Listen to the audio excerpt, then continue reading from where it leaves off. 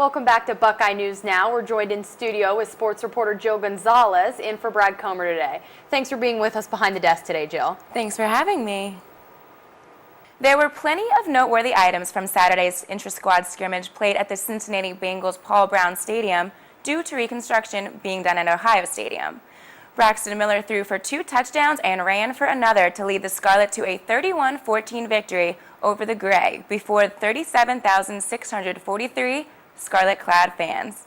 The junior was the Big Ten's Offensive Player of the Year last season, as the Buckeyes surprised many with a 12-0 season in Urban Meyer's first year as head coach.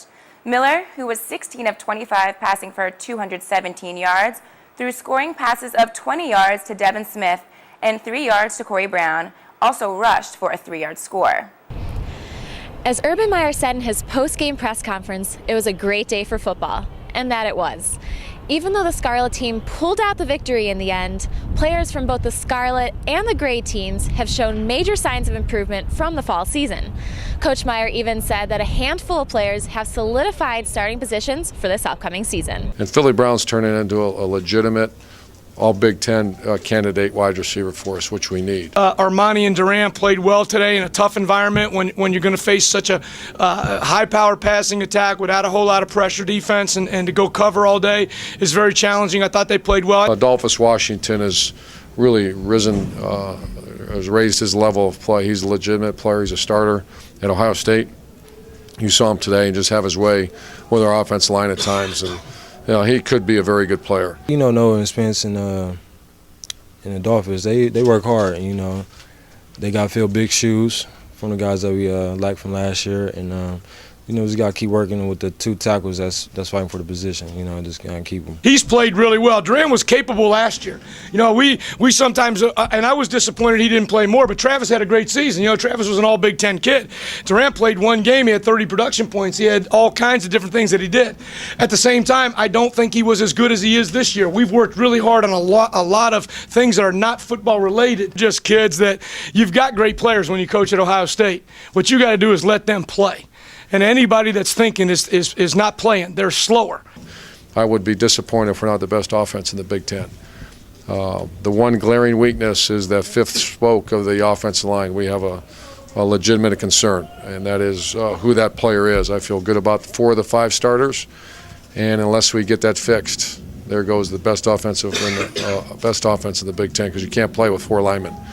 So one of those young players have got to step up, and they haven't this spring. While the Buckeyes still have plenty of open positions and needs to fill for this upcoming season, today's spring game is a great indication of what this team is capable of and what they hope to accomplish this fall. From Paul Brown Stadium in Cincinnati, Ohio, I'm Marissa Contapelli with Buckeye TV Sports.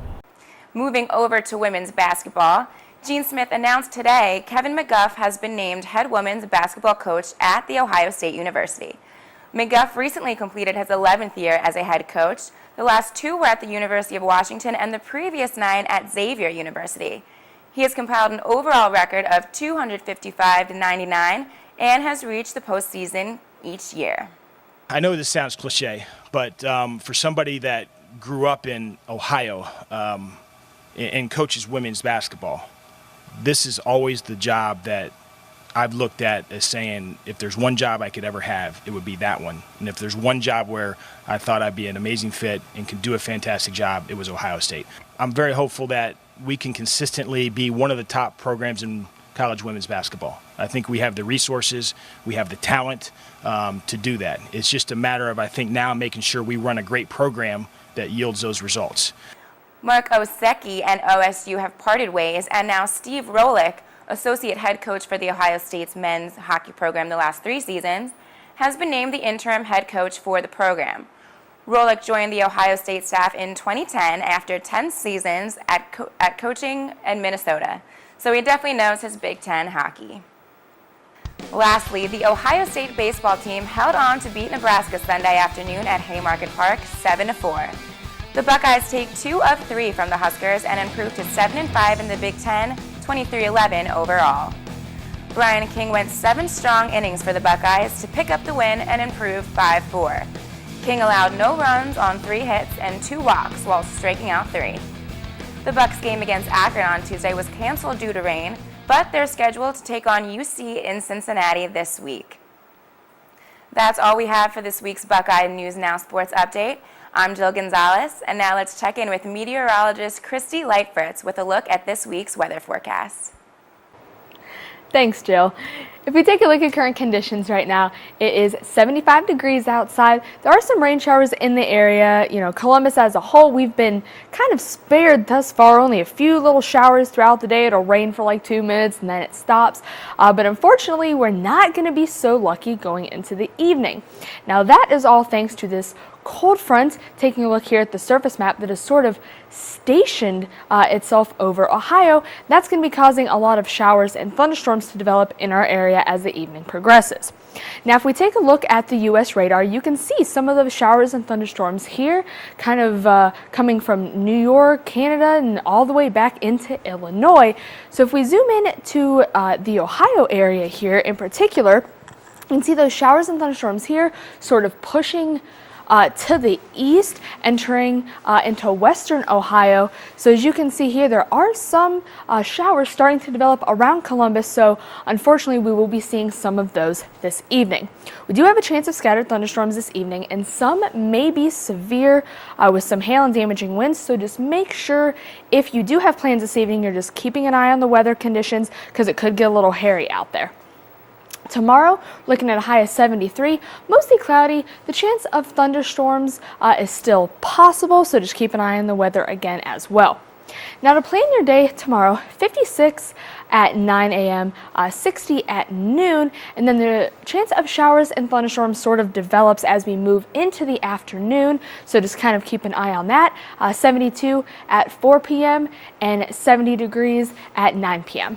Now, taking a look at the 7-day, high of 73 tomorrow. Chances of showers and thunderstorms are possible. Chance of showers and thunderstorms again on Thursday with a high of 81. Temperatures cooling down again for the weekend, unfortunately, to 63 on Friday with some rainy conditions as well. Temperatures at 52 on Saturday, 59 on Sunday with partly cloudy conditions, and temperatures around 64 with partly cloudy conditions on Monday. I'm meteorologist Christy Lightfritz, and this has been your Buckeye News Now weather update. Back to you guys in the studio. Thanks, Christy. When we come back, we have a full recap of an SNL comedian's visit to OSU. And summer plans and senior crawl. Stay tuned.